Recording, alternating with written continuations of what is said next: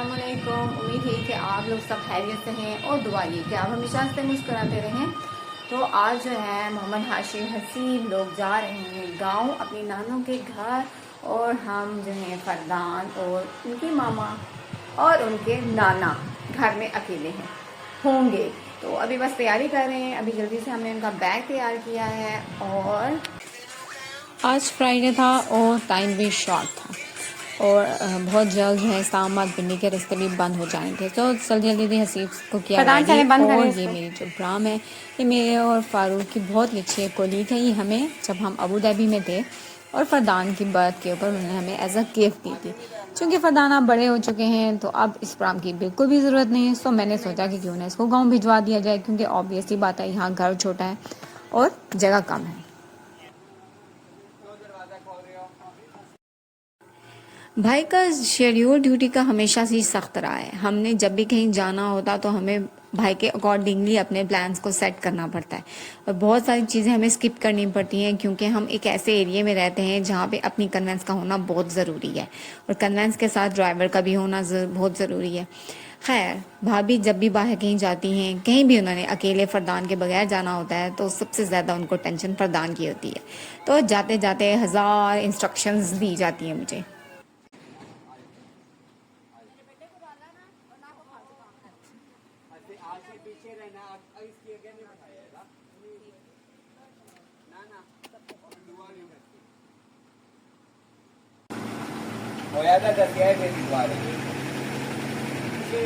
Clear है, सीधी सीधी जान, माना कोई भी नहीं, जान दो।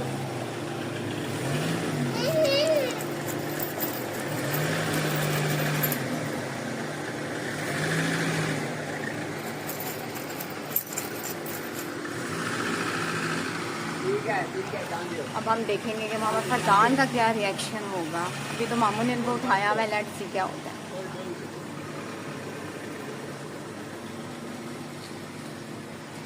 स्टैंड बाय, हमने मोटरसाइकिल की चाबियां भी तैयार करके रखी हैं।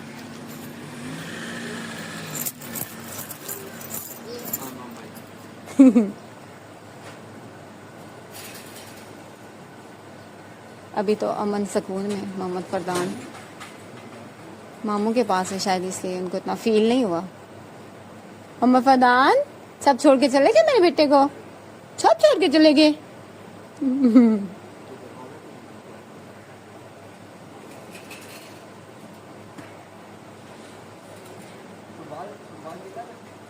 नहीं, मोहम्मद फरदान की अटैचमेंट अपने मामू के साथ पहले इतनी नहीं थी जितनी अभी ये 2-3 दिनों में इन्होंने शो करी है। इतनी ज़्यादा अटैचमेंट कि मैं खुद हैरान और समटाइम परेशान भी हो जाती हूँ। बट अल्हम्दुलिल्लाह बच्चे जा चुके थे और फरदान काफ़ी काम थे, और सबसे बड़ी बात कि पक्का मामू की ड्यूटी उनके साथ लग चुकी थी कि वो बिल्कुल भी रोए ना, क्योंकि उनका रोना किसी से भी बर्दाश्त नहीं होता। खैर, मामू ने फरदान को सुला दिया और ढेरों ढेर काम भी पड़ा हुआ था। सफाई वाली सफाई करके जा चुकी थी, सिर्फ बर्तन धोने रह गए थे। और भाई ने सख्ती से ऑर्डर किया था कि खबरदार तुम किचन में गई तो, क्योंकि मेरा पाँव अभी तक इतना ज़्यादा प्रॉपर ठीक नहीं हुआ।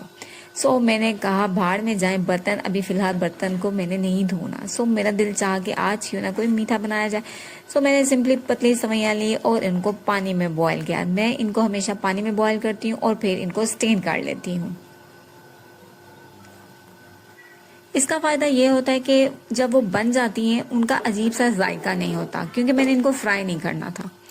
सो मैंने दूध लिया और उसके अंदर उन बॉयल सवैयों को मैंने डाल दिया और अच्छी तरीके से हिलाती रही, लेकिन पैन मेरा छोटा पड़ चुका था। सो मैंने इसको बड़े पतीले में शिफ्ट कर दिया और फिर कुछ नट्स उनको क्रश किया। मुझे बहुत अच्छा लगता है इसके अंदर क्रश करना, क्योंकि ग्राइंडर का और इसका जायका जो होता है क्रश का, वो ज़मीन आसमान का फ़र्क होता है। खैर, वो भी डाल दिया। साथ हस्बे जायका मैंने चीनी डाल दी और उसको साथ साथ में हल्के हल्के से हिलाती रही,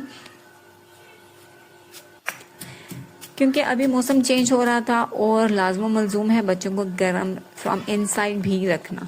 तो बच्चे जो हैं वो नट्स तो खाते नहीं है, तो इसलिए पूरी कोशिश यही होती है कि उनको पीस कर कुछ ना कुछ बना के दे दिया जाए। अभी मैंने पहले भी इनके लिए लड्डू बनाए, लेकिन इन्होंने बिल्कुल भी नहीं खाए। तो इसलिए कोई भी पुडिंग बनाना या फरदान के लिए कुछ भी बनाना तो इनको ऐसे ही पीस के हम बीच में डाल देते होते हैं, तो किसी ना किसी से ग़ज़ाइयत उनके अंदर चली जाती है। वो बहुत सारी जिम्मेदारियां मुझ पर डाल गई हैं।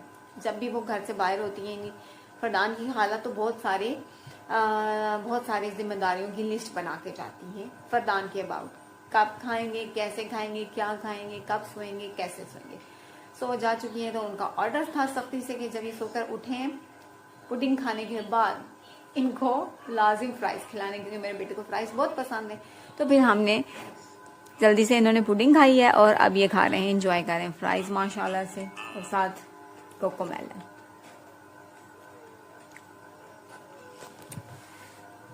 चलिए, तो वो कहीं जाती हैं, लेकिन सारा टाइम फोन कर करके पता नहीं क्या कर रहा है, रो तो नहीं रहा, क्या खिलाया है, क्या पिलाया है, क्या खेल रही हो, बस उनका जो ध्यान है ना वो इसी में अटका रहता है।